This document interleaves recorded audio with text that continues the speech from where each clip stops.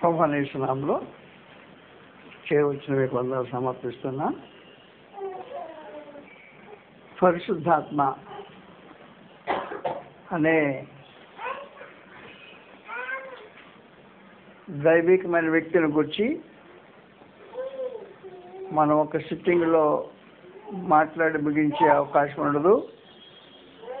కనుక పరిశుద్ధాత్మ అనే ఈ అంశాన్ని 3 భాగాలుగా చేస్తాం. మొదటిది పరిశుద్ధాత్మ పాత నిబంధనలో, రెండవది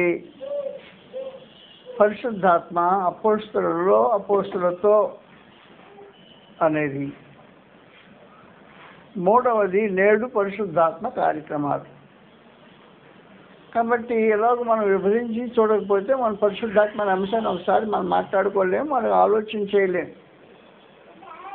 అందువల్ల పాత నిబంధన కాలంలో పరిశుద్ధాత్మ అనే సమాచారం మనం వీలైతే ఈవినింగ్ మాట్లాడుకోవచ్చు, సాయంత్రం మాట్లాడుకోవచ్చు. ప్రభు దినంలో సాయంత్రం పూట మనం కొడతాం కాబట్టి ఆ కొడుకులో సాయంత్రం పాత నిబంధన కాలంలో పరిశుద్ధాత్మ అనే అంశాన్ని మాట్లాడుకుంటాం. అపోస్తల కాలంలో పరిశుద్ధాత్మ అనే అంశాన్ని ప్రస్తుతం మనం మాట్లాడుకోవట్లేదు. పరిశుద్ధాత్మ నేడు ఏం చేస్తున్నాడు, మనతో ఆయనకి ఎలాంటి సంబంధం ఉంది, ఆయనతో మనకు ఎలాంటి సంబంధం ఉంది, పరిశుద్ధాత్మతో మనకు సంబంధ బాంధవ్యాలు ఉన్నాయా అనే సమాచారాన్ని గ్రంథం నుంచి ఆలోచన చేస్తాం. మొదటి కొరింథీ పత్రిక 12వ అధ్యాయంలో, మొదటి కొరింథీ 12వ అధ్యాయం దయచేసి చూడండి, 3వ వచనం రాబడి ఉంది. మొదటి కొరింథీ 12వ అధ్యాయం 3వ వచనంలో గ్రంథం తెలియజేసే విశేషమైన సమాచారం. దేవుని ఆత్మలో మాట్లాడువాడు ఎవడును యేసు శాపగ్రస్తుడని చెప్పడనియు, పరిశుద్ధాత్మ వలన తప్ప ఎవడును యేసు ప్రభు అని చెప్పలేడనియు. పరిశుద్ధాత్మ వలన తప్ప ఎవడు యేసు ప్రభు అని చెప్పలేడనియు నేను మీకు తెలియజేస్తాను. యేసు ప్రభు అని చెప్పటానికి పరిశుద్ధాత్మ యొక్క సహాయం కావాలి. యేసు ప్రభు అని చెప్పాలంటే పరిశుద్ధాత్మతో తప్ప యేసు ప్రభు అని ఎవరు చెప్పలేడు అనేసాడు. అంటే యేసు ప్రభు అని చిలక పలుకుడు పలకలేడు అని అర్థం కాదు. బిడ్డలకు నేర్పించవచ్చు, యేసు ప్రభు అనయ్యా అనొచ్చు. యేసు ప్రభు అంటే ఆయన నిజంగా పరిశుద్ధాత్మ అన్నట్టు కాదు. పరిశుద్ధాత్మ వలన తప్ప యేసు ప్రభు అని ఎవడూ చెప్పలేడు అని చెప్పేసాడు సమాచారం. మాట్లాడింది పరిశుద్ధాత్మే. కాబట్టి యేసుని ప్రభు అనాలంటే పరిశుద్ధాత్మ సహాయంతో అంటుంటాడు. ఇక్కడ యేసుని ప్రభు అని అనేవాళ్ళు ఎవరైనా ఉన్నారా?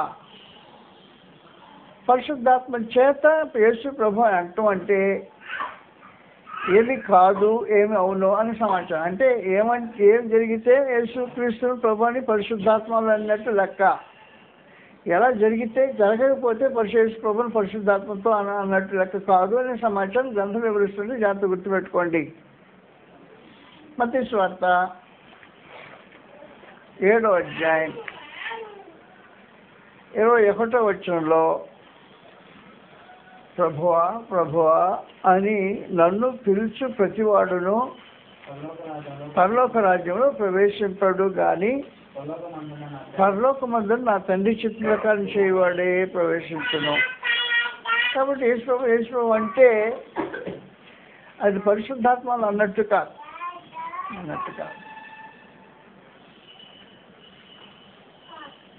పరిశుద్ధాత్మలు యేసుని ప్రభు అని అంటామంటే ఈ క్రిస్తాన మతం కాదు. ఈ క్రిస్తాన మతము యేసు ప్రభు అంటూ ఉంటుంది.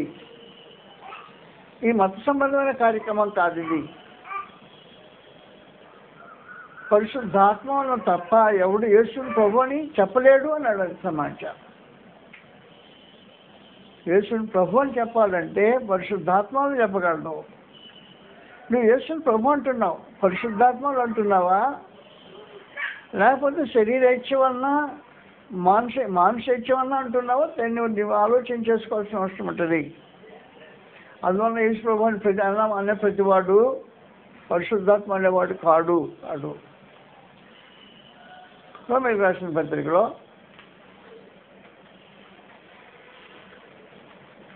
10వ అధ్యాయం 9-10 వచనాలు రాబడున్నాయి. రోమీయులకు 10వ అధ్యాయంలో 9-10 వచనాలు రాబడున్నాయి. చదువుతాను, జాగ్రత్తగా గుర్తుపెట్టుకోండి. యేసు ప్రభు అని నీ నోటితో ఒప్పుకొని దేవుడు మృతులలో నుండి ఆయనను లేపనని నీ హృదయం మందు విశ్వసించిన ఎడలా నీవు రక్షించబడు. యేసు ప్రభు అని నీ నోటితో ఒప్పుకొని దేవుడు ఆయన మృతుల నుంచి లేపనని హృదయంలో విశ్వసించినట్టయితే అన్నాడు.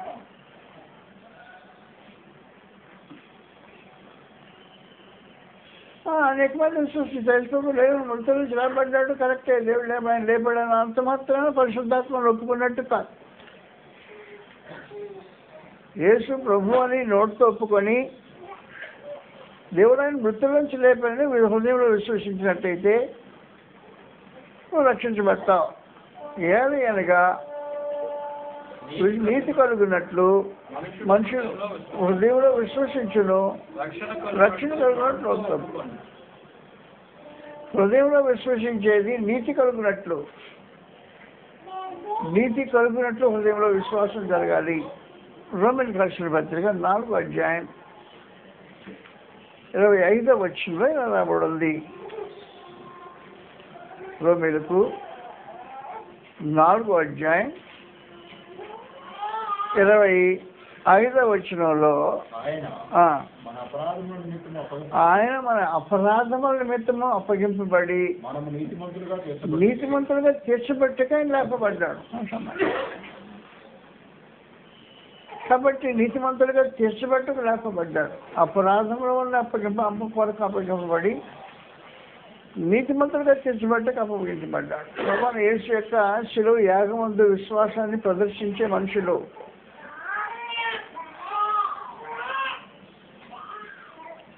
యేసుని ప్రభువుని ఒప్పుకునేవాళ్ళు ఆయన శిలువ యాగమందు విశ్వాసం ఇచ్చే మనుషులు. శిలువ యాగంలో ఏం జరిగిందో దాన్ని అంగీకరించి ఆయన హృదయంలో మృతుల నుంచి లాభపడిన సమాచారాన్ని హృదయంలో విశ్వసించితే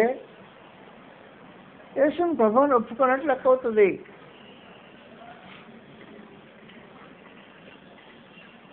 యేసు శిలువలో మరణించాడని విశ్వసించిన ప్రతి వ్యక్తి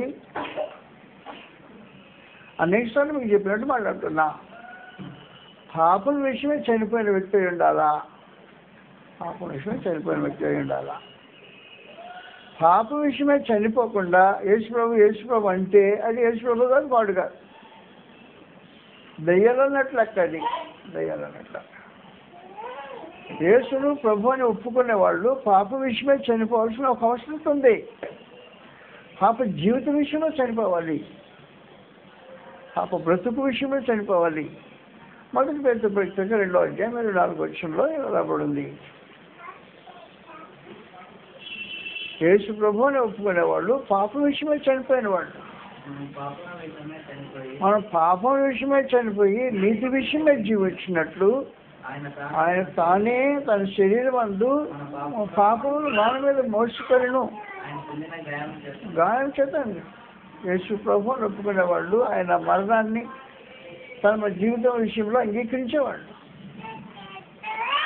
ఆయన శిలువ మరణాన్ని తమ జీవితంలో విశ్వసించిన వాళ్ళు పాప విషయమే చనిపోయిన వాళ్ళు అంటారు. యేసుని ప్రభువుని ఒప్పుకునే వాళ్ళు పాప విషయమే చనిపోయిన వాళ్ళు.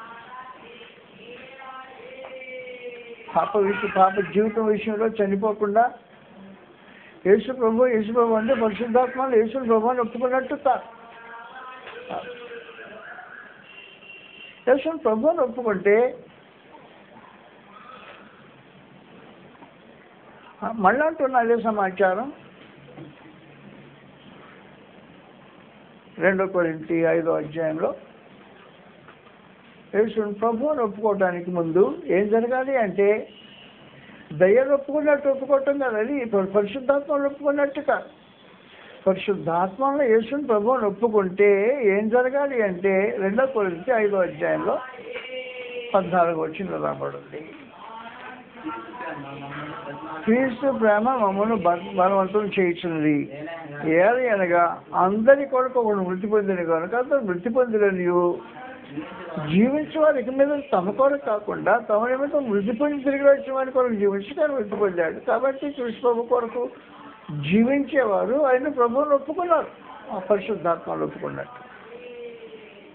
క్రీస్తు ప్రభు కొరకు క్రీస్తు కొరకు జీవిస్తున్నావా? నీకోసమే నువ్వు బ్రతుకుతున్నావా? ఎవరి కోసమే నువ్వు బ్రతుకుతున్నావు? ఎవరి కోసమే నువ్వు బ్రతికేవాడు క్రీస్తు ప్రభువుని ఒప్పుకోవట్లేదు. కారణం ఏమంటే ఆయన చనిపోయింది, ఆయన ప్రభువుగా ఉంటాను చనిపోయాడు. వాస్తవానికి రోమీయులకు రాసిన పత్రిక 14వ అధ్యాయంలో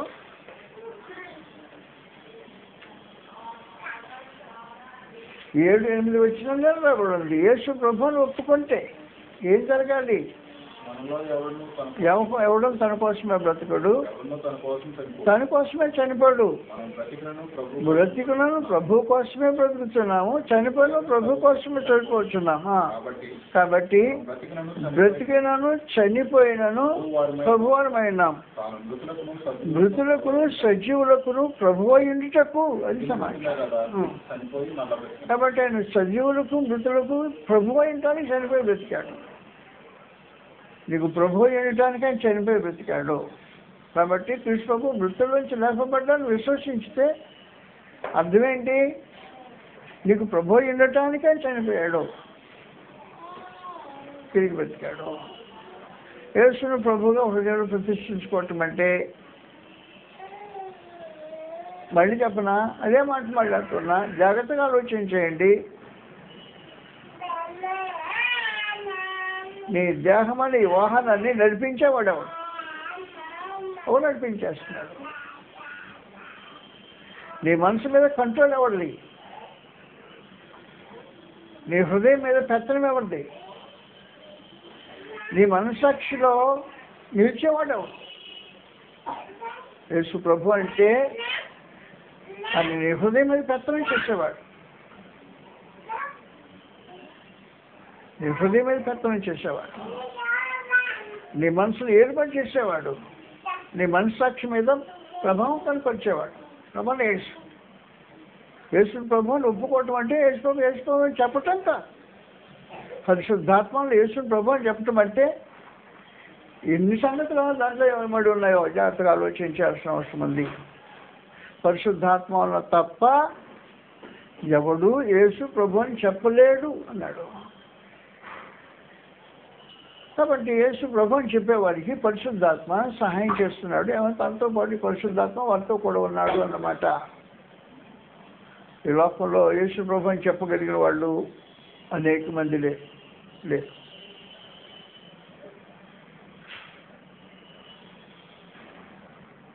అనేక ఛానల్స్లో అనేక వేల మందిని మోసం చేసి జనం ఉన్నారు. పరిశుద్ధాత్మ కార్యమని చెప్పి రకరకాలుగా జనాన్ని ఉల్లోచింపజేసి మోసం చేసే కార్యక్రమాలు ఉన్నాయి. మొట్టమొదట యేసు ప్రభు అని పరిశుద్ధాత్మలో తప్ప ఎవరు చెప్పలేడు అని చెప్పేశాడు.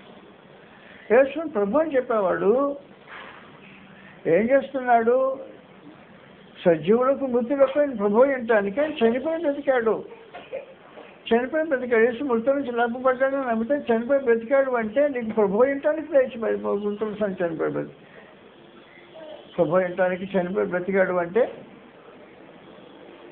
నీ హృదయానికి ఏరికగా ఉండటానికి, నీ మనసును ఏర్పాటు చేయటానికి, నీ మనస్సాక్షి మీద సమస్య నీ వ్యక్తిత్వం మీద సంపూర్ణమైన అధికారం చేయడానికి ప్రభువుని యేసు మృతుల నుంచి లేపబడ్డాడు. నీతిమంతులుగా తీర్చబట్టక ఆయన లేపబడ్డాడు. యేసు ప్రభు అని చెప్పేవాళ్ళు ప్రభు కొరకు బ్రతికేవాళ్ళు, పాప విషయమే చనిపోయిన వాళ్ళు.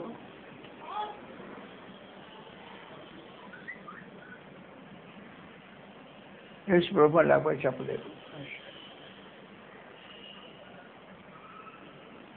కాబట్టి నువ్వు యేసు ప్రభు అని చెప్పటంలో చిలక పలుకుగా నోటి మాటలతో మాట్లాడుతున్నావా? పరిశుద్ధాత్మనే యేసు ప్రభు అని చెప్తున్నావా? యేసు ప్రభు అయితే నీ జీవిత యావత్తు మీద ఆయన ఆధిపత్యం కలిగిన వాడు ఉంటాడు. నీ తీర్మానాల మీద ఆయన జీవితం ఆయన ఆధిపత్యం కలిగి ఉంటాడు. నీ ఆలోచనల మీద ఆధిపత్యం కలిగి ఉంటాడు. నీ మనస్సాక్షి మీద ఆధిపత్యం కలిగి ఉంటాడు. నీ దేహపు చర్యల మీద ఆధిపత్యం కలిగి ఉంటాడు. యేసు ప్రభు అని చెప్తే అర్థం. అందుకని ప్రభు యేసు అన్నాడు, ప్రభు అని ప్రతిగా ప్రతివాడు పరలోక రాజ్యంలో ప్రవేశించరా బాబు, పరలోకమందు నా తండ్రి చిత్త ప్రకారం చేసేవాడు ప్రవేశిస్తాడు. పరలోకమందు నా తండ్రి చిత్తం ఏంటంటే నేను సజీవులకు మృతులకు ప్రభు ఇంటానికి నేను చనిపోయి తిరిగి బ్రతికించేశాడు. మృతుల నుంచి లేపబడిన యేసుని గురించి ఈ సందేశం ఏర్పడిన అపోస్తలుల కార్యక్రమం 2వ అధ్యాయంలో 36వ వచనం ఇలాగన్నాను, మీరు సిలువ వేసిన ఈ యేసునే దేవుడు ప్రభువుగాను క్రీస్తుగా నియమించను అనేసాడు. మృతుల నుంచి లేపి ప్రభుగాను క్రీస్తుగా నియమించేశారు. మనసుమంతా రూఢిగా తెలుసుకోవాలన్నాడు. వారు మనసు హృదయంలో నొచ్చుకున్నారు ఈ మాటలు విని. ఆయన ప్రభు వినటానికి చనిపోయి బ్రతికాడు అనే సమాచారం అపోస్తలుల కార్యక్రమం 2వ అధ్యాయం 36వ వచనం తేటగా తెలియజేస్తుంది. సువార్త తెలియజేసే విశేషమైన సమాచారం ఇది. మీరు సిలువ వేసిన యేసునే దేవుడు ప్రభువుగాను క్రీస్తుగా నియమించిన ఇశ్రాయేలు వంశమంతా రూఢిగా తెలుసుకున్నాం. వాళ్ళ మాటలు విని మేమేం చేస్తాం? యేసు ప్రభువుగా అంటే ఏం చేయాలంటే ఏం చేయాలి? మూర్ఖులకి తరం వారికి వేరుగా ఆయన ముందు యేసుని ప్రభువుని ఒప్పుకున్నప్పుడు మూర్ఖులకు ఈ తరం వారికి వేరు కావాలి. వేరు కాకుండా ఏం లోకంతో కలిసి బ్రతుకుతూ లోకంతో కలిసి జీవితం లోకం సహవాసం చేస్తూ లోక సంబంధం జీవితానుభవం అనుభవించుతూ యేసుని ప్రభు అని చెప్తాం హాస్యాస్పదమైన సమాచారం. మూర్ఖులకి తరం వారి నుంచి వేరు బాయ్ ఈ మూర్ఖులకి తరం వారికి వేరై రక్షణ పొందని చెప్పాడు. అతను మాటలు అంగీకరించేవారు బాప్తిసం పొందని కొన్ని సమాచారం. అందువల్ల యేసుని ప్రభు అని చెప్పాలంటే పరిశుద్ధాత్మలు చెప్తారు. ఈ రోజున ఎవరైనా యేసుని ప్రభు అని పరిశుద్ధాత్మలు చెప్పేవాళ్ళు ఉంటే పరిశుద్ధాత్మ వారిలో పనిచేస్తున్నాడు అన్నమాట. పరిశుద్ధాత్మ అపోస్తలుల కాలంలో కాకుండా ఆ తర్వాత కాలంలో మన కాలంలో యోహాను సువార్త 16వ అధ్యాయం 7వ వచనం నుండి గ్రంథాలు రాయబడిని చదువుతాం. యోహాను సువార్త 16వ అధ్యాయం 7వ వచనం నుండి 16:7 నుండి పరిశుద్ధాత్మ గురించి ప్రభు యేసు తెలియజేసిన సమాచారం. అయితే మీతో సత్యం చెప్తున్నాను, మీరు ఇవ్వటం వలన మీకు ప్రయోజనకరం. నేను వెళ్ళకపోతే ఆయన మీదకు రాడు. వెళ్ళిన ఎడలా ఎదురు పంపుతాను. పాపమును గూర్చి నీతిని గూర్చి తీర్పును గూర్చి లోకమును ఒప్పుకొని చేస్తాడు. లోకమా క్రీస్తునందు విశ్వాసం ఉంచలేదు కాబట్టి నువ్వు మీ పాపివి సమాచారం చూడరు కనుక నీతిని గురించి తీర్పు పొందినాడు కనుక తీర్పుని గురించి ఒప్పుకోండి. కాబట్టి లోకాన్ని ఒప్పుకొని చేసే ఒక విశేషమైన సమాచారం పరిశుద్ధాత్మ. క్రీస్తునందు విశ్వాసం ఉంచకపోతే పరిశుద్ధాత్మ లోకులు ఏమంటున్నాడంటే పాపి అనేసాడు. నువ్వు పాపివి అనేసాడు. క్రీస్తు శిలువ యాగాన్ని ఒప్పుకొని విశ్వసించి విధేయ చూపించిన వారు పాపులు కాదు, నీతిమంతులు. దేవుని పేరులో నీతిమంతులు, పాపులు కాదు.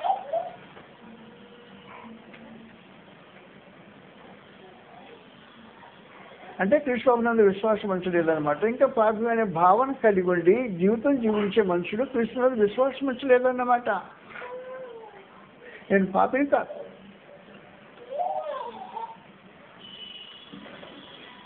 కృష్ణుని విశ్వాసం ఉంచిన రోజున కృష్ణుని విశ్వాసం ఉంటే జరిగే కార్యక్రమం ఏమంటే నా పాపాన్ని ఆయన భరించాడు, నా శిక్షను ఆయన అనుభవించాడు, నా రుణాన్ని ఆయన చెల్లించాడు. కృష్ణుని విశ్వాసం ఉంచటం, నా రుణం చెల్లించబడింది, నేను రుణస్తుని కాదు, నా పాపానికి పరిహారం జరిగించబడింది, నేను పాపిని కాదు. కాబట్టి దేవుడు తన నీతిని నాకు అనుగ్రహించాడు. క్రీస్తుని విశ్వసించిన వాడు నీతిమంతుగా తీర్చబడిన వారు ఏంట. క్రీస్తు నిజంగా విశ్వాసం ఇచ్చావా అనుమానం. పాపి అనే మనస్సాక్షిలో జీవితాన్ని గడిపే క్రైస్తవుడు క్రీస్తుని విశ్వాసం ఇచ్చేవాడు కాదు.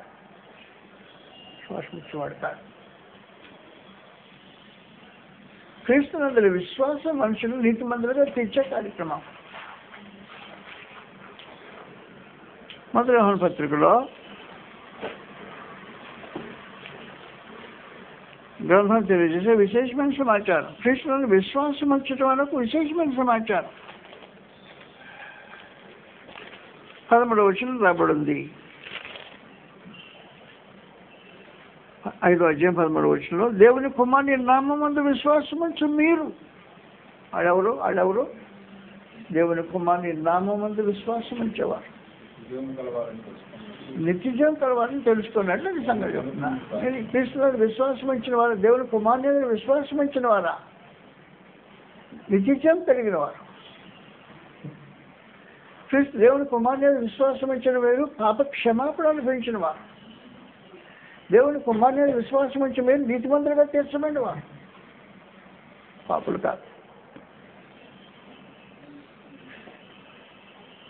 ఆయన నీతి మనకు ధరింపజేశాడు. కృష్ణుని విశ్వాసం ఇచ్చిన మనుషులు పాపి అనే మనస్సాక్షితో బ్రతకటం కృష్ణుని విశ్వాసం ఇచ్చటం కాదు.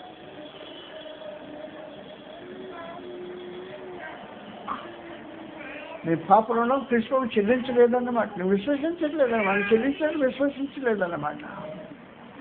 రోమీయులకు 8వ అధ్యాయంలో పాపములకు శిక్ష అనుభవించాడు ప్రభువైన యేసు. రోమీయులకు రాసిన పత్రిక 8వ అధ్యాయం 2వ వచనం కథ తెలియజేస్తూ ఉంది. క్రీస్తు యేసున అది సంగతి. క్రీస్తు యేసునందు జీవమిచ్చు ఆత్మ యొక్క నియమం పాపమరణ నియమం నుండి అది విడిపించాను. 3వ వచనంలో శరీరం అనుసరింపక ఆత్మను అనుసరించే నడుచుకుని మన యందు నీతి మీద నెరవేర్చబడవాలని దేవుడు తన సొంత కుమారుని పాప శరీరకాలను పంపి పాపమును శరీరమును క్షమించండి, పాపమును శిక్ష అనుభవించాడు. ప్రభువైన యేసు పాపం శిక్ష అనుభవించాడు. విశ్వసించావా? నీ పాపానికి ఆయన శిక్ష అనుభవించితే నీకు అర్థం ఏంటి? నువ్వు ఇంకా పాపిగా ఉన్నావా? పాపి అనే మనస్సాక్షి నుంచి దూరం కాలేదా? క్రీస్తువుని విశ్వాసం ఇచ్చావా? కృష్ణుని విశ్వాసం ఇచ్చిన వాడు పాపం నుంచి చేయబడిన మనిషి. శరీరం అనుసరింపక ఆత్మను నడుచుకునే మనిషి కృష్ణుని విశ్వాసం ఇచ్చే మనిషి. కృష్ణుని విశ్వాసం ఇచ్చేవాడు శరీరం అనుసరించేవాడు కాదు, ఆత్మను అనుసరించే బ్రతికేవాడు కృష్ణుని విశ్వాసం ఇచ్చినవాడు. కృష్ణుడు పాపమును శిక్ష అనుభవించాడు. 2 పాప శాపాన్ని అనుభవించాడు ప్రభువైన యేసు. గలతీయులకు రాసిన పత్రిక 3వ అధ్యాయం 13-14 వచనంలో గ్రంథంలో రాబడింది. గలతీ 3వ అధ్యాయం 13-14 వచనాల్లో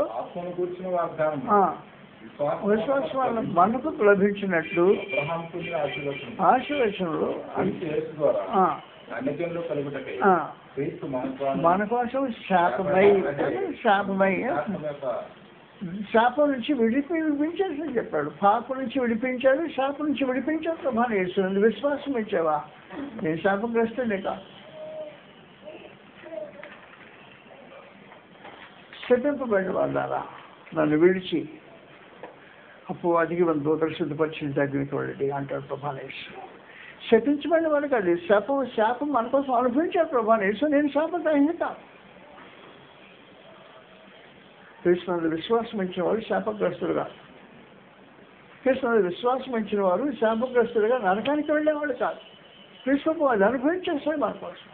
విశ్వసించితే నువ్వు శాపగ్రహివి కాదని, పాపి కాదని, నీతిమంతుడిగా తీర్చబడినవాడు అని విశ్వసించిన మనిషి ఆ బీజంతో జీవితం జీవిస్తుంటాడు. కాబట్టి పాపాన్ని చేసే స్వభావము లేనివాడిగా బ్రతుకుతుంటాడు. పాపం చేసే స్వభావం. కాబట్టి వాస్తవానికి కృష్ణుడు విశ్వాసం ఇచ్చడమే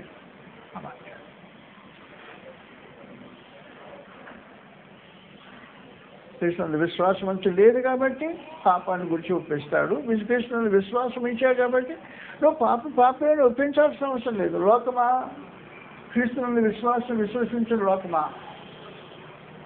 ఆయన బలియాగాన్ని అంగీకరించిన లోకమా, ఆయన శిలమన్నాన్ని అంగీకరించిన లోకమా, శాపగ్రస్తమైందనా పాపలోకమా, భ్రష్ట లోకమా?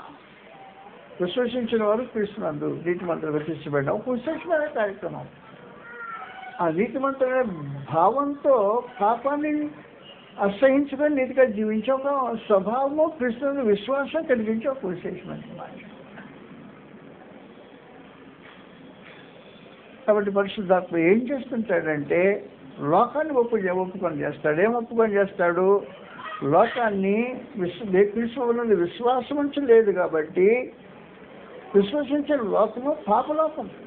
పాపాన్ని గురించి వాడిని ఒప్పు చేసేస్తాడు. విశ్వసించిన వారు పాపులు కాదు, నీతిమంతులుగా తీర్చబడిన వారు. రోమీయులకు రాసిన పత్రిక 5వ అధ్యాయం 9వ వచనంలో ఆయన రక్తం చేసే విశేషమైన కార్యక్రమం ఇది. రోమీయులకు 5వ అధ్యాయం 9వ వచనంలో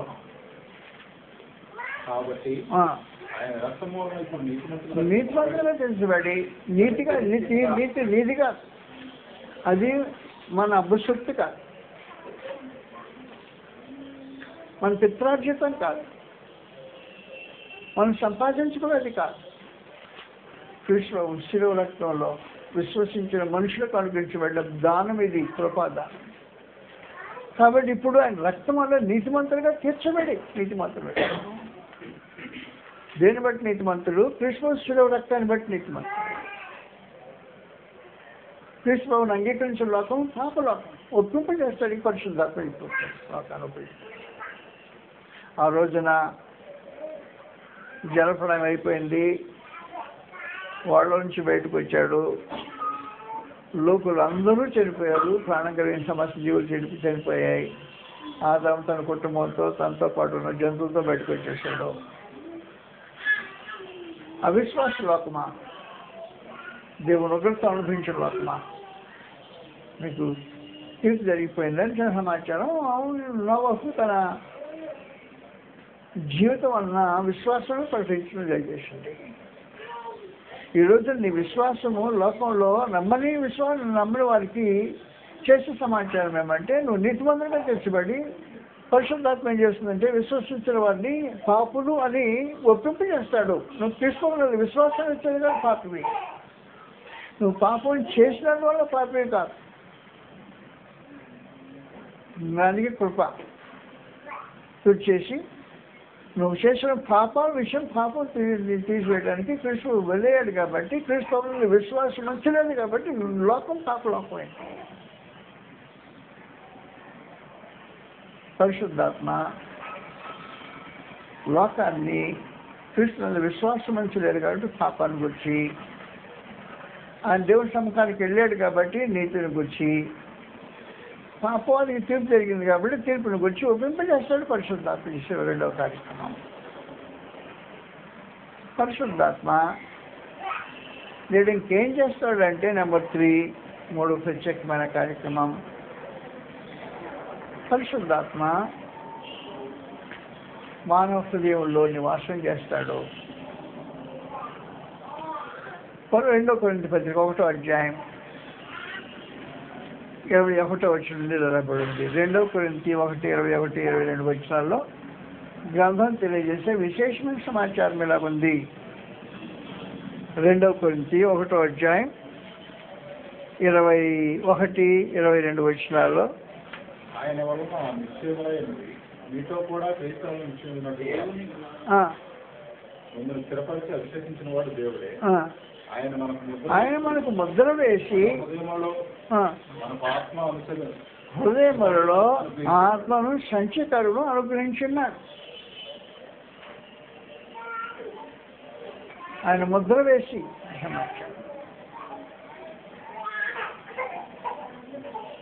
ఈ ముద్ర అనే మాట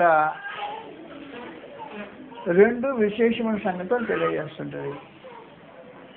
ముద్ర రెండు విశేషమైన సంగతి. మొదటిది సొంతగాంతనం తెలియజేస్తుంటది. రెండవది గమ్యాన్ని తెలియజేస్తుంటది. గమ్యాన్ని సొంతగాంతనము గమ్యాన్ని తెలియజేసేది ముద్ర. ఆయన మనకు ముద్ర వేసి ముద్రించుకున్నాడు. ఏం చేశాడు? తన సొంతగాంతనం ముద్రించుకున్నాడు. నా పుస్తకాల మీద ముద్ర ఉంటుంది. జీడిస్ లైబ్రరీ అనే ముద్ర ఉంటుంది నా పుస్తకాలంటి మీద. సొంతగాంతనం ముద్ర వేసి సొంతగాంతనం.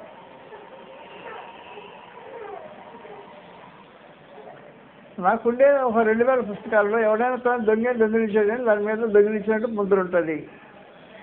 నీ చేతిలో ఉందనుకో, దాని అర్థం ఏంటంటే దొంగిలించబడిందని అర్థం. సంతకాంత ఎందుకంటే సొంతకాంత ఇది సంతకాంత. అందువలన సంతకాంతాన్ని సూచించేది ముద్ర. ఆయన మనకు ముద్ర వేసి ఏం చెప్పాడంటే ఇది నా సొంతం అని చెప్పేశాడు. కాబట్టి పరిశుద్ధాత్మ చేత దేవుడు మనల్ని ముద్ర వేసి దేవుడి సొంతగాంతానాన్ని చాటుకున్నాడు. ప్రత్యేకించి సొంతగాంత 10 కొరింథీ పత్రికలో 6వ అధ్యాయం 19వ వచనం 20వ వచనం రాబడి ఉంది. 1 కొరింథీ 9వ అధ్యాయం 6వ 7వ వచనం. మీ దేహము మీ దేవుని మీకు అనుగ్రహింపబడి మీలో ఉన్న పరిశుద్ధాత్మ ఆలయమైనది మీరు అడగరా? మీరు సత్య కారు పెట్టి కొనబడినవారు ముద్ర వేసుకున్నాడు అనమాట. మీరు సొంతం కాదు, మీ సొంతం కాదు, ఇది నా సొంతం. కాబట్టి ఎప్పుడైతే క్రీస్తునందు విశ్వాసం ఉంచి ఆయన దేవుని కుమారుడు ఒప్పుకొని పాప విషయమై చనిపోయి నీతి విషయమై బ్రతుకున్నట్లు క్రీస్తు జీవించే ఈ మనుషులకు దేవుడు ముద్ర వేశాడు. ఎవరి మీద ముద్ర ఉందో నాకు తెలియదు. నాకు మీద మాత్రం ముద్ర ఉంది. నా సంగతి అని చెప్తాను. నా మీద ముద్ర ఉంది. నీ ముద్ర సొంతగాంతాన్ని దూషిస్తుంటుంది. ఎవరు సొంతగాంతాన్ని మీది? ఆయన సొంతకాన్ని చెప్పండి. నేను ముద్ర వేసుకున్నాడు. ఇది నా ప్రాపర్టీ అని చెప్పేసాడు. ప్రత్యేక ముద్రించి తన సొత్తుగా నన్ను చేసుకున్నాడు ప్రభానా. ఆయన మనకు ముద్ర వేసి సొంతం చేసుకోవటానికి కార్యక్రమం జరిగించాడు. 2 తీతు పత్రికలో 2వ అధ్యాయం 14 వచనం రాబడి ఉంది. తీతు పత్రిక 2వ అధ్యాయం 14 వచనం దాంట్లో తెలియజేసే విశేషమైన సమాచారం.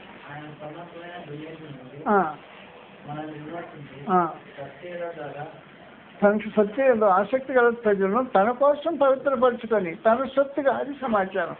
ముద్ర వేసి అంటే సొంతగా చేసుకోవడానికి ఒక విశేషమైన కార్యక్రమం. కాబట్టి ముద్ర సొంతగాంతనాన్ని సూచిస్తుంటుంది. సొత్తు ప్రభువుని యేసుకు సొత్తు అనే కార్యక్రమం. ఇలా ఆయన సొత్తు కాబట్టి ఆయన ఇష్టం. ఈ కోడిని పెంచుకుంటాడు. రేపు ఏం చేయాలనుకుంటే రేపు కోటిని తీసుకెళ్ళి కోళ్ళ పంజంలో పెట్టాడు అనుకో, కత్తులు కట్టాడు అనుకో, తెగిపోతుంది అనుకో, ఇక్కడ రక్తం కారిపోతుంది అనుకో, నా ఇష్టం.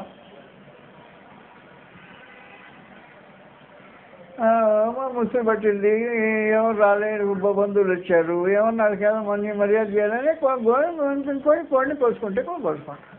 కాబట్టి సొంతగాడు ఏం చేసుకుంటాడని తుంచుకుంటాడు, ఉంచుకుంటాడు. సొంతగాడు పరిశుద్ధాత్మ ఈ గ్యారంటీ ఇస్తాడు. సొంతగంతానాన్ని దేవుని క్రీస్తు సొంతగంతానము పరిశుద్ధాత్మ ఇచ్చే మహత్తరమైన కార్యక్రమం. నేను క్రీస్తు యొక్క సొత్తు మనం ముద్ర వేసి చెప్పేశాడు. ఉంచుకుంటాడు. నాకు నేను చెప్పాను కదా మీకు ముందుగా, నాకు సలహా చెప్పొద్దని. ఎందుకు చెప్పొద్దన్నానంటే నేను సొత్తుగా ఉండటానికి నేను ఇష్టపడ్డాను. కాబట్టి నేను సొంతగానే బ్రతుకుతాను. నన్ను రెస్ట్ తీసుకోండి ఊరండి నాకేం వద్దు అనవసరమైన సంగతి మీరు చెప్పండి. యజమాని నిర్మాణం చేస్తాడు, బతకాలా పోవాలా రావాలండి సమాచారం. ఎక్కడ రాలిపోతాను దేవుని స్తోత్రం. ఎప్పుడు రాలిపోయినా ఇబ్బంది లేదు, సొత్తుగా రాలిపోతాను. ఈ కోడిని తుంచుకోవాలనుకున్నాడు ఎండిపోతుంది, పెంచుకోవాలనుకున్నాడు ఊళ్ళు తిరుగుతుంది. ఇది కార్యక్రమం జరిగే కార్యక్రమం. అందువల్ల మీరు జాగ్రత్త గుర్తుపెట్టుకోండి. సమాచారం ఇది వాస్తవమైన సమాచారం. సొత్తు నెంబర్ 1. నెంబర్ 2 రెండు ప్రత్యేకమైన సమాచారం. ముద్ర వేస్తే డెస్టినీ అంటే గమ్యం, చేరవలసిన గమ్యాన్ని సూచిస్తుంది ముద్ర. ఈ ముద్ర ఎవరి ముద్ర? పరలోక ముద్ర వేసాడు కాబట్టి ఎక్కడికి వెళ్ళాలి? కాబట్టి డెస్టినీ తీసేస్తుంటుంది ముద్ర. కాబట్టి ఆయన మనకు ముద్ర వేసి పరిశుద్ధాత్మ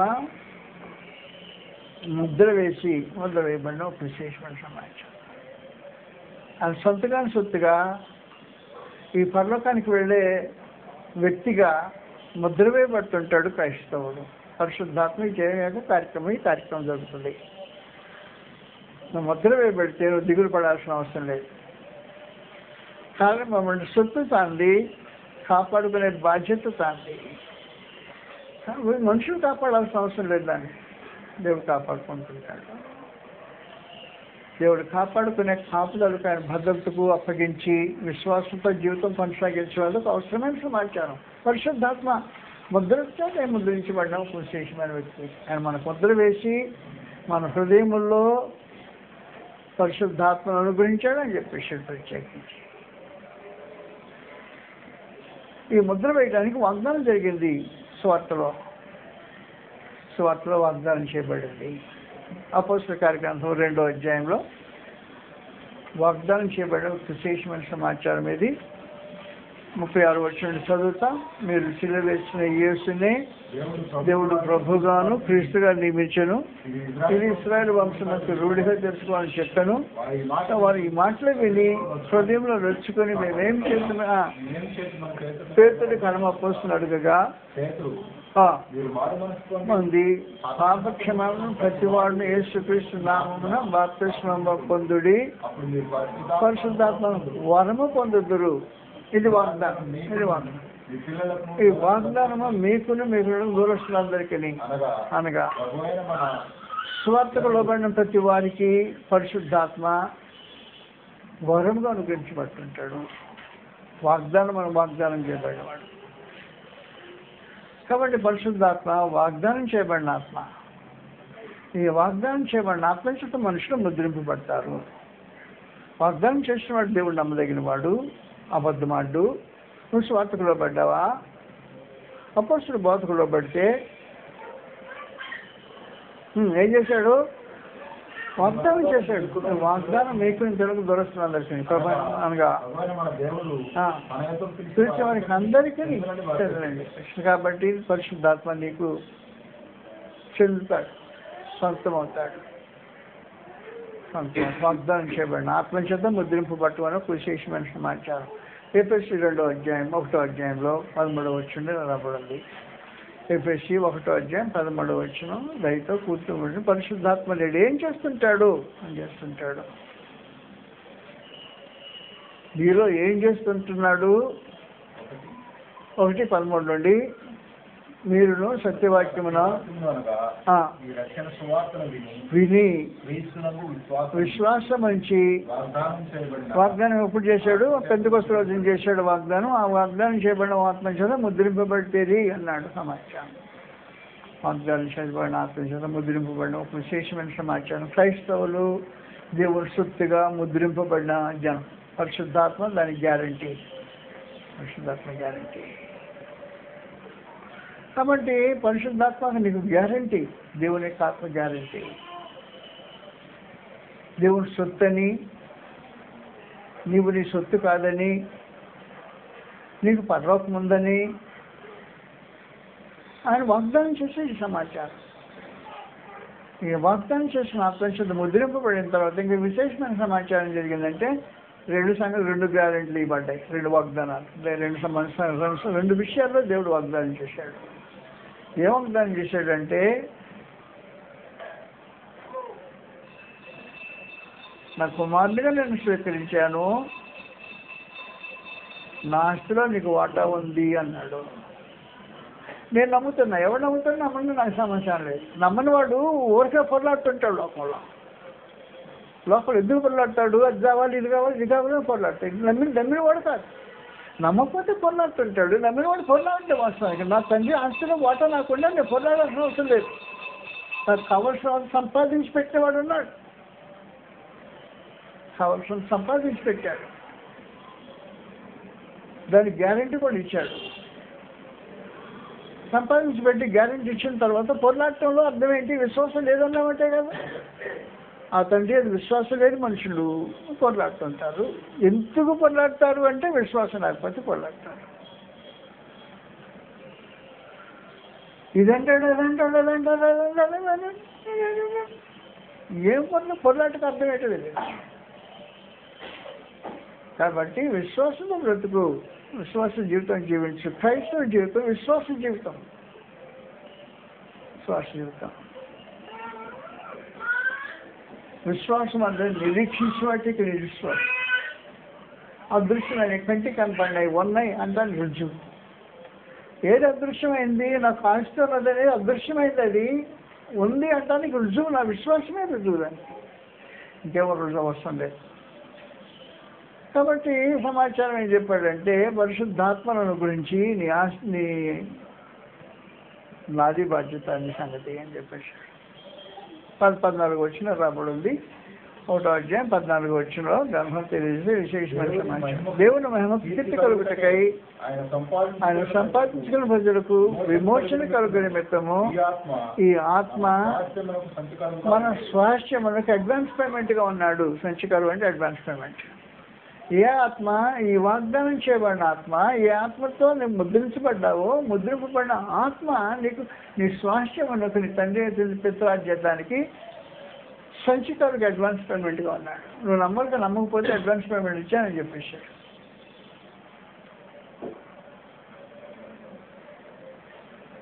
నువ్వు చిన్న మనుషులు చెప్పాను మనం నాకు అనుమానం లేదనుకో. అప్పు అది అడిగే ప్రశ్న. అప్పు అదే నువ్వు ముసలోడు నీకు ఆస్తుంటే ఏమనుభవించాలో వెళ్ళిపోతున్నావు కానీ అప్పు అది నాకు 2వ గ్యారెంటీ కూడా ఇచ్చాడు అని చెప్పేసాను. 2వ గ్యారెంటీ ఏమి ఇచ్చాడు అంటే ఈ దేహం రాలిపోతే కంగారు పడక అనుభవించడానికి వేరొక దేహం ఇస్తానని చెప్పాడు అప్పు అది. దానికి గ్యారెంటీ కూడా పరిశుద్ధాత్మ గ్యారెంటీ. అందువల్ల భూమి మీద ఉండి అనుభవించాల్సిన అవసరం లేదు. 2 కొరింథీ 5వ అధ్యాయంలో 5వ వచనంలో రాబడింది గ్రంథం విశేషమైన సమాచారం. పరిశుద్ధాత్మ నేడు పరిశుద్ధాత్మ 5వ వచనంలో రాబడి 5వ అధ్యాయం 5వ వచనం దేని నిమిత్తము? పైన మీకు ఒక దేహం ఉంది, దానికోసం మా పైన 5వ చదువుతాం. భూమి మీద మన గుడారమైన నివాసము, ఇది ఈ గుడారమైన నివాసం శిథిలమైపోయినా చేతి పని కాక దేవుని చేత కట్టబడినది నిత్యమైతే నివాసము పరలోకమందు మనకుంది. దిగంబరం కాకుండా వస్త్రం ధరించుకున్న ఇప్పుడు ఈ ఆత్మ మీద ఈ దేహం ధరించుకున్నాను, ఈ వస్త్రం ధరించుకున్నానే. లోపల వాడున్నాడు, వాడి మీద ఈ వస్త్రం ధరించుకున్నా కాబట్టి దిగంబర్ని కాదు. ఇది శిథిలమైపోతుంది. శిథిలమైపోయినా కంగారు పడక్కర్లేదు. దీనికంటే శ్రేష్టమైన ఒక నివాసం ఉంది నీకు, దాని మీద ధరించుకోవటానికి అని చెప్పేశాడు. కాబట్టి దేహంతో అనిపించడం కాకుండా పరలోకం నుంచి వచ్చే దేహం చేత నిత్యత్వం అనిపించడానికి ఒక విశేషమైన కార్యక్రమం. దాని నిమిత్తం మనం సిద్ధపరిచిన వాడు దేవుడే. తన ఆత్మను సంచికలను అనుభవించాడు. కాబట్టి విశ్వాసులైన వారు ఏ విషయంలో కంగారు పడాల్సిన అవసరం లేదు, ఏ విషయంలో ఆందోళన చెందవలసిన అవసరం లేదు, ఏ విషయంలో భయపడవలసిన అవసరం లేదు. నమ్మిక ఉంచండి, ఆధారపడండి, ఆయనకు అనుకూలంగా బ్రతకండి, దేవుని ఆనందం చేయండి. ఎంతవరకు మనకు కార్యక్రమం. కాబట్టి దేవుని ఆనందం చేయటం అనే ఒక విశేషమైన జీవితం గమ్యం పెట్టుకుని జీవితాన్ని కొనసాగించాలి. దేవుని ఆనందం చేయటం అన్న యెహోవా మనల్ని ఆనందించిన ఎడలా, ఆయన దానిలో మనం ప్రవేశపెట్టినని యెహోషువ పెట్టిన డైలాగ్ లాంటి డైలాగు ఈ రోజున ప్రతి క్రైస్తవుడు నేర్చుకోవాలి. యెహోవా మనల్ని ఆనందించిన ఎడలా, ఈ పని వలన దేవుడు మన ఏదో ఆనందిస్తాడా, ఇది నేను ఈ పని చేస్తున్నా దేవుడు ఆనందించే పనేనా, ఈ తలంపు దేవునికి ఆనందం కలిగించేదేనా, ఈ హృదయ స్పందన దేవునికి ఆనందం కలిగించేదేనా. కాబట్టి ఒకే విశేషం క్రైస్తవ జీవితంలో జరిగించవలసిన ఒకే ఒక సమాచారం ఏమంటే, నువ్వు ఏమి చేసినా దేవుడు ఆనందిస్తాడా, ఇది దేవునికి ఆనందం కలుగు చేస్తుందా అనే ఒకే విషయం గురించి ఆలోచించే, ఇంకా దేని విషయం బాధపడద్దు, దేని విషయమే బాధ. యెహోవా మనం ఎందుకు ఆనందించిన ఎడలా ఆయన మనం దానిలోని ప్రవేశపెడతాడు అనే ఒక విశేషమైన సమాచారమే జీవితగమ్యంగా మాట్లాడుకొని పరిశుద్ధాత్మ ఏం చేస్తున్నాడంటే, నాయన ఇంకేమైనా ఎక్కువ పనులు లేవురా, నీకు పనులు లేవులే, దేవుని ఆనందింపు చేయి, నీ విశ్వాసం వలన, నీ విధేయత వలన దేవుని ఆనందింపు చేయి. కాబట్టి దేవుడు కోరుకునేది నీ విశ్వాసము, విశ్వాసానికి సంబంధించిన విధేయత. మనుషుల దాని దగ్గర నుంచి దేవుడు కోరే రెండు విశేషమైన సమాచారం ఈ స్వాధీనంలో ఉన్నాయి. నీకు అందుబాటులో లేనివి కావు, నీకు దూరమైనవి కావు, నీకు కష్టతరమైనవి కావు, నీకు అనుకూలంగా ఉన్నాయి. ఈ తలంపు నా దేవునికి ఆనందం కలుగు చేస్తుందా మానుకుంటా, ఈ చర్య నా దేవునికి ఆనందం కలుగు చేస్తుందా మానుకుంటా. ఇది నిస్వార్థమైన కార్యక్రమం. కాబట్టి దేవుని ఆనందింపు చేయటం వల్ల ఒక విశేషమైన సంగతి జీవితంలో ఆలోచన చేస్తూ జీవితాన్ని కొనసాగించడం అనేది పరిశుద్ధాత్మ మనం కోరుకునే విశేషమైన సమాచారం. పరిశుద్ధాత్మ నేడు ఏం చేస్తున్నాడంటే మన పక్షంగా విజ్ఞాపన చేస్తాడు అని చేసి ఒక విశేషమైన కార్యక్రమం. మీరు రాసిన పత్రిక 8వ అధ్యాయం 26వ వచనం నుండి ఇలా ఆరంభపడింది. 8వ అధ్యాయం 26వ వచనం నుండి, అటువలే ఆత్మయు మన బలహీనతను చూచి, దౌర్బల్యం చూచి సహాయం చేసిన ఆత్మ సహాయం చేస్తున్నాడు, పరిశుద్ధాత్మ సహాయం చేస్తున్నాడంట. ఎలా సహాయం చేస్తున్నాడు? అనగా ప్రార్థన చేయవలనో మనకి తెలియదు కానీ మూలుగులతో అదే సహాయం చేస్తున్నాడు, పరిశుద్ధాత్మ సహాయం చేస్తున్నాడు. దయతో మాకు మనం ఆలోచించండి. ప్రార్థన చేయని వారికి ప్రార్థన పరిశుద్ధాత్మ సహాయం చేయలేడు. పరిశుద్ధాత్మ సహాయం అందుకోవాలని ఆలోచించేసే ప్రతి మనిషి ప్రార్థన చేసే మనిషి అయి ఉండాలా, ప్రార్థన చేసే మనిషి అయి ఉండాలా.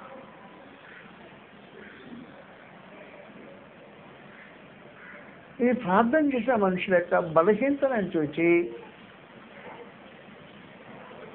ఆయన సహాయం చేస్తున్నాడు అన్నాడు. పరిశుద్ధాత్మక సహాయం, ప్రార్థనలో నీకు సహాయం. ఎలా ప్రార్థన చేస్తే దేవుని సముఖానికి వెళ్తుంది, దేవుడు ఎలాగో అంగీకరిస్తాడు అనే సమాచారం నాకు సరిగ్గా తెలియదు. అనేకసార్లు చెప్పాను మరి చెప్తున్నా.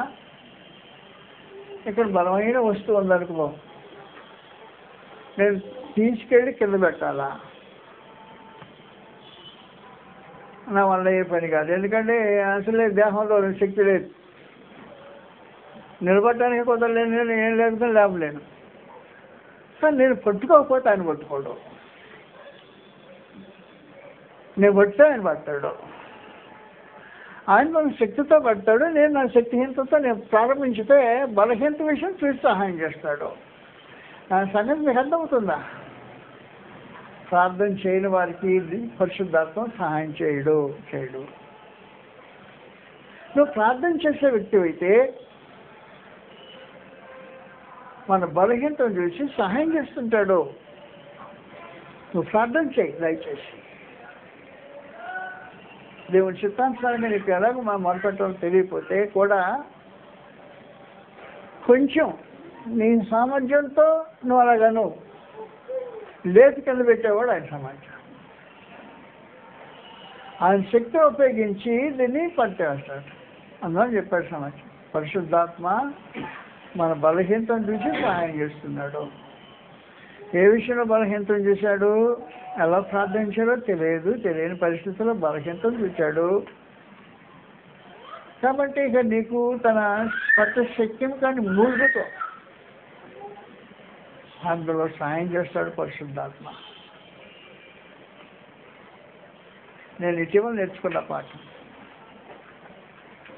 చాలా కాలంగా మర్చిపోయి ఇటీవల నేర్చుకున్న పాఠం ఇదే.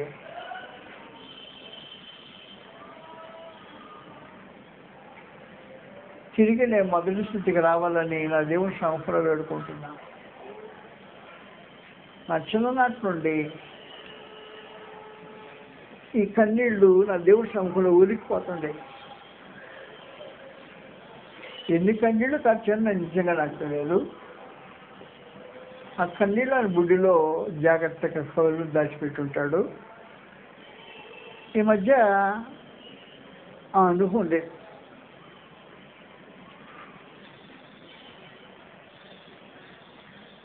తిరిగి వచ్చేసాను. అయా పోగొట్టుకున్నాను ఎక్కడో. ఈ మార్గంలో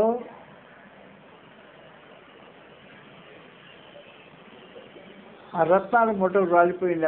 ఎక్కడ పోయిందో తెలియదా. నాకు మళ్ళీ కావాలా. నీ సముఖంలో ప్రార్థించడం, ఈ కన్నీళ్లు నీ సన్నిధిలో అర్పించడం అనే ఒక విశేషమైన కార్యక్రమం. పోగొట్టుకొని వెతుకుతున్నా, దొరకటం లేదు. సహాయం చేయి, తిరిగి నాకు అనుగ్రహిస్తారని ఆలోచన చేస్తున్నా. కాబట్టి వాస్తవానికి ప్రభువైన యేసు మహారాజంతో కన్నీళ్లతో ప్రార్థన చేశాడు. అపోస్తలుడైన పౌలు కన్నీళ్లు కార్చి కార్యక్రమాలు జరిగించేశాడు. తిమోతి యొక్క కన్నీళ్లను ఆదరించి బలపరిచేశాడు. కార్యక్రమం క్రైస్తవులు దేవుని సముఖంలో కన్నీళ్లు గార్చి భక్తిలో పెరగటానికి ఒక అవసరమైన పరిస్థితి. దేవుని మీద ఆధారపడటం అనే ఒక విశేషమైన సమస్య సమృద్ధిగా కలిగితే కన్నీళ్ళతో అవసరం ఉండదు. అవసరంతో తీర్చబడితే కన్నీళ్ళతో అవసరం ఉండదు. అన్నీ అనుకూలంగా దొరుకుతూ వస్తామంటే కన్నీళ్ళతో అవసరం ఉండదు. లోపం ఉన్నప్పుడు కన్నీళ్ళు. అందువల్ల మన వాళ్ళకించి పరిశుద్ధాత్మ యొక్క సహాయాన్ని వేడుకుందాం. ఆయన మన బలహీనతను చూసి సహాయం చేస్తుంటాడు. యుక్తంగా ఎలా ప్రార్థన చేయాలో మనకు తెలియదు. అడుగుదాం, అయ్యా ఈ భారమైన సంగతి నీ జీవితాన్ని గడిపలేకపోతున్నా, ఈ జీవన యాత్రను కొనసాగించలేకపోయాను, భక్తితో కొనసాగించలేకపోయాను, నేను ఆనందం చేయడంలో కొనసాగించలేకపోయాను, మామూలు జీవితానికి వచ్చేస్తున్నా. ఆటోమేటిక్గా అందరూ లోకంలో మనుషులు బ్రతికినట్టు బ్రతుకుతున్నాను. నీ ప్రతిగా బ్రతకడానికి కుదరకుండా పోతుంది అని దేవుడి సముఖంలో మనసుకు ప్రార్థన చేయటం నేర్చుకుందాం. పరిశుద్ధాత్మ సహాయం చేస్తాడు. మనం ఎలా ప్రార్థించాలో తెలియదు కనుక ఆయన కన్నీళ్ళు ఏం చేస్తున్నాడు, పట్టశక్యము కానీ మూడుతో మన ఎలా జ్ఞాపం చేస్తున్నాడు. పరిశుద్ధాత్మ యొక్క సహాయాన్ని అందుకుందాం, దగ్గరలో ఉంది అందుకుందాం. పరిశుద్ధాత్మ మన హృదయం జీవితంలో నివాసం చేస్తుంటాడు. ఆయన ఘనపరిచేసి దాన్ని తగినట్టుగా బ్రతుకుదాం. పరిశుద్ధాత్మను దుఃఖపరచకుండా ఉందాం. ఎఫెసీయులకు రాసిన పత్రిక 4వ అధ్యాయంలో ఎఫెసీ 4వ అధ్యాయంలో 30వ వచనం సమాచారం రాబడింది. దేవుని పరిశుద్ధాత్మను దుఃఖపరచకుడి అని చెప్పేసి, దేవుని పరిశుద్ధాత్మను దుఃఖపరచకుడి, విమోచన దినం వరకు మీరు ఆయన ఎందుకు ముద్రింపబడినా. కాబట్టి మీరు విమోచన జరిగే రోజు వరకు ఆయన ఎందుకు ముద్రింపబడి ఉన్నారు. కాబట్టి పరిశుద్ధాత్మ ఎందుకు ముద్రింపబడిన వారిని నా పరిశుద్ధాత్మను దుఃఖపరచకండి. పరిశుద్ధాత్మను దుఃఖపరిచితే పూర్వకాలంలో ఏం జరిగిందో చెప్తాను. నేను ప్రస్తుత కాలంలో నేను మాట్లాడలేదు, కానీ పూర్వకాలంలో ఏం జరిగింది. పూర్వకాలంలో ఏం జరిగిందంటే పరిశుద్ధాత్మ అభిషిక్తుల యొక్క జీవితంలో నివసించడానికి వచ్చేవాడు. అభిషిక్తుల యొక్క జీవితంలో నివసించడానికి వచ్చేవాడు. దేవుని చేత అభిషేకించబడినవాడు రాజు జీవితంలోని పరిశుద్ధాత్మ వచ్చేవాడు. 16వ అధ్యాయం మొదటి సమూయేలు గ్రంథం రాబడి ఉంది. మొదటి సమూయేలు 16వ అధ్యాయంలో గ్రంథం తెలియజేసే విశేషమైన సమాచారం ఇలాగ ఉంది. 14వ వచనం నుండి యెహోవా ఆత్మ సౌలును విడిచిపోయి యెహోవా ఎదురు నుండి దురాత్మ ఒకటి వచ్చి అతన్ని వెరిపింపగా, దేవుని వచ్చిన దురాత్మ ఒకటి నన్ను వెరిపించుతున్నది, నీవు ఆగ్నేయము సిద్ధంగా ఉన్నాం. ఒక సమాచారం. పరిశుద్ధాత్మ వెళ్ళిపోయాడంట.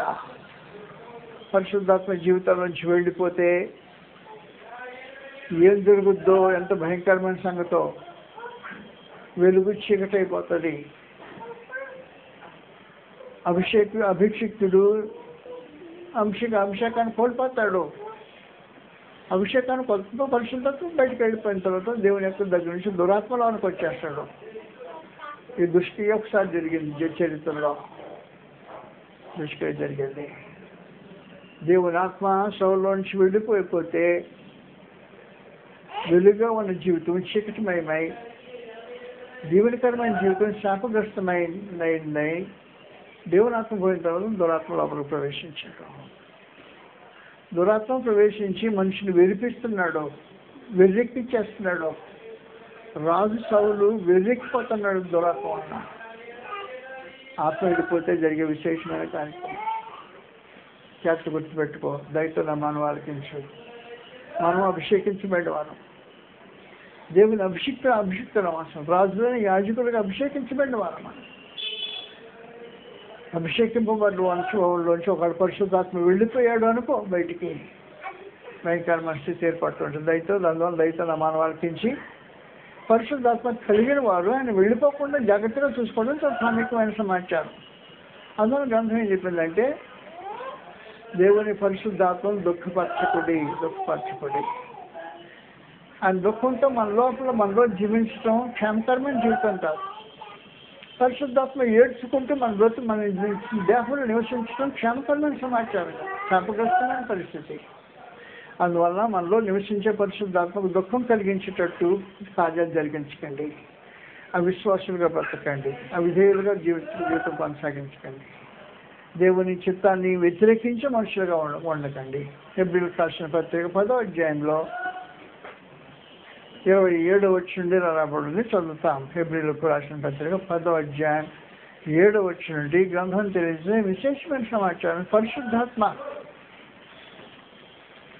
10వ అధ్యాయం 27వ వచనం నుండి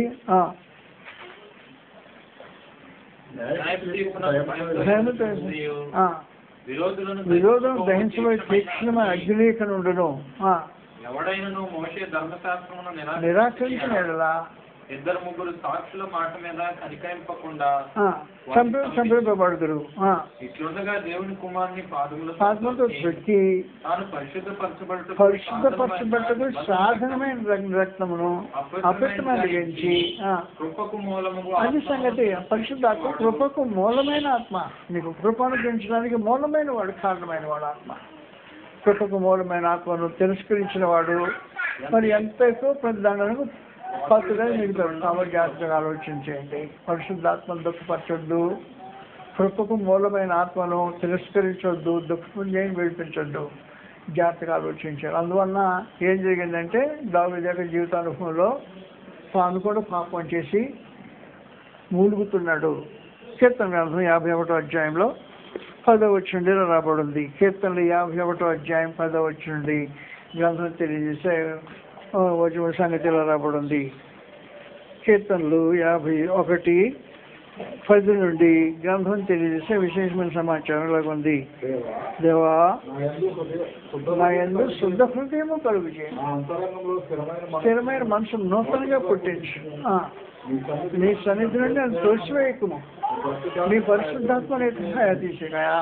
పరిశుద్ధాత్మ నా ఎదురు తీసివేకాయా. పరిశుద్ధాత్మలోనికి వచ్చిన తర్వాత తీసివేయబడే పరిస్థితి దుస్థితి ఎవరికి సంభవించకూడదు. సౌలు సంభవించింది, బయటికి వెళ్ళిపోయాడు. పరిశుద్ధాత్మ దురాత్మ లోపలికి వచ్చింది, విడిపించేస్తున్నాడు, మనిషిని విరెక్కించేస్తున్నాడు. ఏం చేయకపోయకుండా రాజు విడిపించి ఆ దుస్థితి ఎవరు రాకుండా ఉండాలనే ఉద్దేశంతో దావీదు మాట్లాడుతున్నాయా, నేను నీకు నీ పరమైన విరోధం పాపం చేసిన మాట వాస్తవం, నీ పరిశుద్ధాత్మ నాలోంచి తీసివేదిక. కాబట్టి పరిశుద్ధాత్మ లోపల నుంచి వెళ్ళిపోయే దుస్థితి ఎవరికి కలగకుండా దేవుని పిల్లలైన వారు జాగ్రత్తగా జీవితాన్ని కొనసాగించడం చాలా ప్రాముఖ్యంగా అవసరమైనది. ఈనాటికి ఆనాడు పరిశుద్ధాత్మను ఆనందింప చేసే ఒక విశేషమైన కార్యక్రమం. పరిశుద్ధాత్మని నీ దేహంలో నివాసం చేస్తుంటాడు. ఇంకా అనేక సంగతులు ఉన్నాయి, మాట్లాడటానికి వీరే పరిస్థితి కాదు. పరిశుద్ధాత్మ నీడు ఏం చేస్తున్నాడు అనే సమాచారం ఇంకా మళ్ళీ మరోసారి అనుకున్నప్పుడు మాట్లాడుకోవడానికి ప్రయత్నం చేద్దాం. పరిశుద్ధాత్మ ఏం చేస్తాడు నేడు మనం?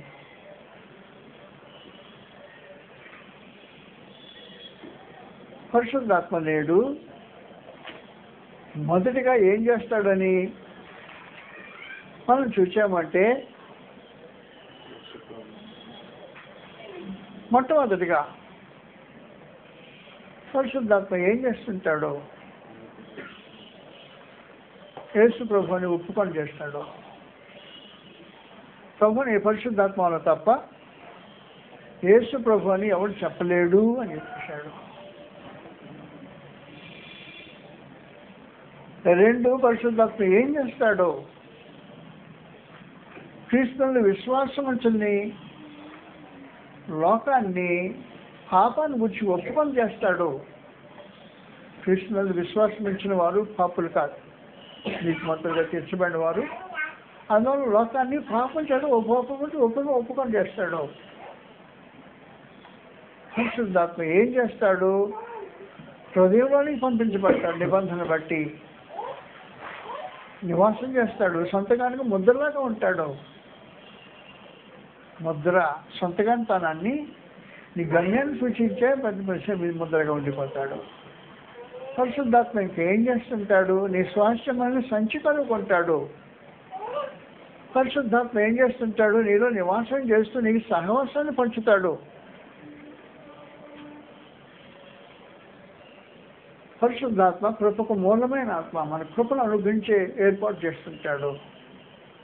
ఇలాంటి పరిశుద్ధాత్మతో నేడు సహవాసం కలిగి జీవితం కొనసాగించడం క్రైస్తవులకు అనుగ్రహించబడిన ధన్యకరమైన జీవితానుభవం. పరమదేవుడు స్తుతించబడగా పరిశుద్ధాత్మను మనుషుల్లో అనుగ్రహించి వాళ్ళతో పాటు సహవాసం చేయించి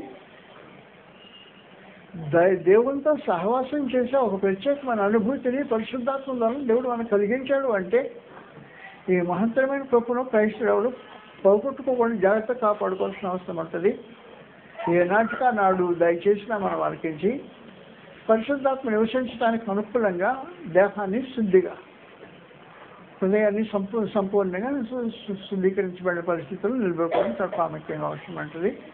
పరిశుద్ధాత్మ దుఃఖపరచకుండా చూడటం అనేది చాలా ప్రాముఖ్యం అవసరం అవుతుంది. పరిశుద్ధాత్మ మనలోంచి తొలగిపోకుండా చూసుకోవటం చాలా జాగ్రత్తగా అవసరమైంటుంది. పరిశుద్ధాత్మ దుఃఖపరిచి ఆయన విసికి తొలగిపోయే దుస్థితి వచ్చిందో అది భరించలేని దేవుని యొక్క ఉగ్రతకు మనం దారి చేస్తుంది. కాబట్టి జాగ్రత్తగా ఉండి పరిశుద్ధాత్మను కలిగి పరిశుద్ధాత్మ సహవాసం చేస్తూ పరిశుద్ధాత్మలో జీవిత అనుభవాలు అనుభవించుతూ దేవుని కృపలో నిలిచి కొనసాగించాలని ప్రభువుని యేసుక్రీస్తు వారి పేరు మనం చేస్తున్నాం.